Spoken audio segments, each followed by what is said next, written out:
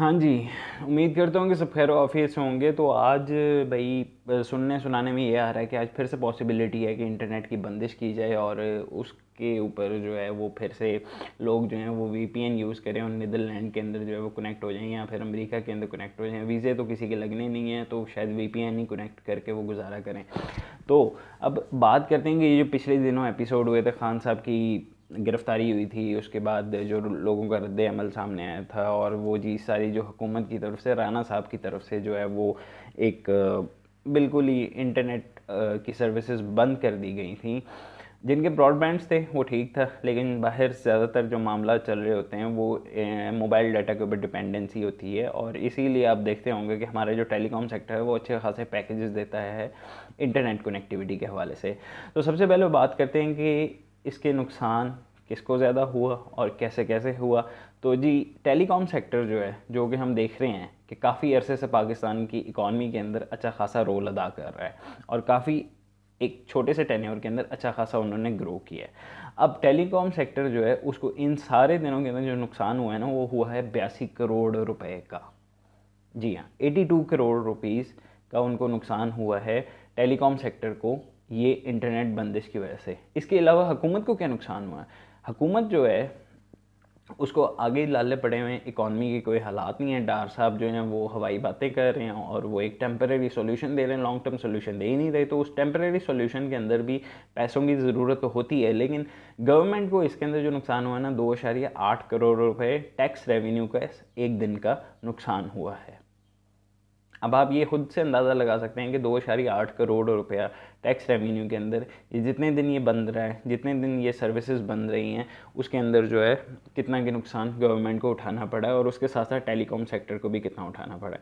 अब इसमें कहने में कोई मसला नहीं होगा कि यार टेलीकॉम सेक्टर के अंदर अगर इस तरह के मामला होते रहें कि जी कि उनको 82 करोड़ रुपये जो कि 1 अरब के आसपास ही बन जाते हैं, उस हवाले से उनको जो है वो इस तरह से नुकसान अगर होते रहेंगे तो जाहिर सी बात है वो ले ऑफ ही करेंगे, वो फिर लोगों को नौकरियों से निकालेंगे, नौकरियां निकलेंगी, लोगों की जो है वो अनएम्प्लॉयमेंट बढ़ेगी, अनएम्प्लॉयमेंट बढ़ेगी तो इन्फ्लेशन भी बढ़ेगी और ये सारे मामला ऐसे होते रहेंगे।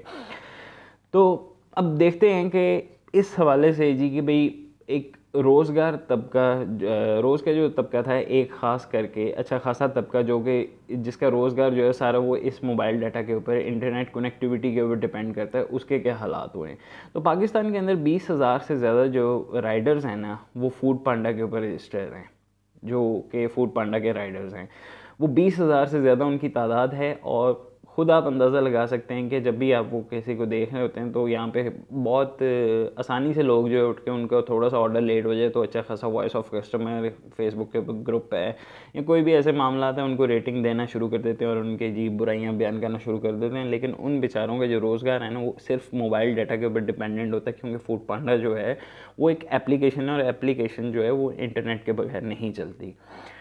तो उसका आप अंदाज़ा लगा सकते हैं जी कि कितना एक नुकसान हुआ है। और उसके बाद अगर हम बात करें उबर की, करीम की, इन ड्राइव की, तो इन बेचारों का जिनका सिर्फ यही एक रोज़गार होता है कि यार उन्होंने चलो इसके ऊपर काम करना और इसके वो सारे मक्के सारे मामला तो उन्होंने अपने इस रोज़गार से चलाने होते हैं। तो आप खुद अंदाज़ा लगा सकते हैं कि जितने भी दिन ये बंदिश रही है उन बेचारों का कितना कि नुकसान हुआ है। उसके बाद अगर हम बात करें तो फ्रीलांस तबका, फ्रीलांसर्स जो हैं, हमारी आईटी इंडस्ट्री जो है वो हमारे जीडीपी के अंदर 1% से ज़्यादा जो है वो एक रोल प्ले करती है। हमारा उसका एक अच्छा खासा रोल है और ये वक्त के साथ साथ बड़ा है, ना कि कम हुआ है। अगर हम कंपैरेटिव करें इसका 2019 के साथ 2020 के साथ, तो ये अच्छा खासा रुझान जो है वो बड़ा है। अब इसका आप अंदाज़ा लगा लेंगे, इंटरनेट कनेक्टिविटी नहीं है और वो सारे के सारे मामला ऐसे हैं कि जी कि आपने क्लाइंट के साथ डिस्कशन करनी है, आपने अपनी बिज़नेस डेवलपमेंट करनी है, आपने मुख्तलिफ़ प्लेटफॉर्म्स के ऊपर जाके अपने वो प्रपोजल्स फेंकने हैं, वो कोई भी ऐसा सिलसिला मुमकिन ही नहीं हो पा रहा है, क्योंकि आप वीपीएन के साथ कनेक्टेड हो और या फिर जो है वो आपका इंटरनेट नहीं चल रहा। अगर कुछ का देखा जाए तो इंटरनेट जो है वो प्रॉपर तरीके से, ब्रॉडबैंड्स भी जो है वो फंक्शनल नहीं थे। वो भी बहुत मसले मसाइलों के साथ चल रहे थे। खैर उसके बाद अब जहाँ पे एक गेमिंग इंडस्ट्री की बात करते हैं, तो गेमिंग इंडस्ट्री के अंदर हम देखते हैं कि जी कि पबजी का एक साउथ एशिया का टूर्नामेंट हो रहा था। पबजी के साउथ एशिया के अंदर ग्रैंड फिनाले के अंदर 16 टीमें थीं और 16 टीमों में से जो 6 टीमें थीं वो पाकिस्तान की थीं। अब ये विनर को मिलने थे $1.5 लाख, यानी कि पाकिस्तानी 4 से 4.5 करोड़ रुपए। वो ग्रैंड फिनाले जो है वो सिर्फ इसलिए उसको पोस्टपोन कर दिया गया क्योंकि पाकिस्तान के अंदर इंटरनेट कनेक्टिविटी नहीं थी। अब ये एक देख सकते हैं जी कि ये एक हमारे जस्ट एक पॉलिटिशियंस और बाकी जो इदारे हैं उनकी अना की सेटिस्फेक्शन के लिए ये सारे मामलात करने पड़े, और उसकी हवाले से पाकिस्तान को कितना नुकसान हुआ, रोज़मर्रा ज़िंदगी को कितना नुकसान हुआ, ना कि सिर्फ पाकिस्तान को बल्कि जो उसकी आवाम है उसके लोगों को भी कितना नुकसान हुआ है। और ये सारी चीज़ें जो है ना ये फ़ायदेमंद ही रहती हैं आम लोगों के लिए भी, हुकूमत के लिए भी, और बैरूनी सतह के ऊपर भी अगर हम देखें तो ये चीज़ें हमारे लिए फ़ायदेमंद रहती हैं। लेकिन अब सुनने में आ रहा है कि आज फिर पॉसिबिलिटी है जी कि इंटरनेट को बंद कर दिया जाए।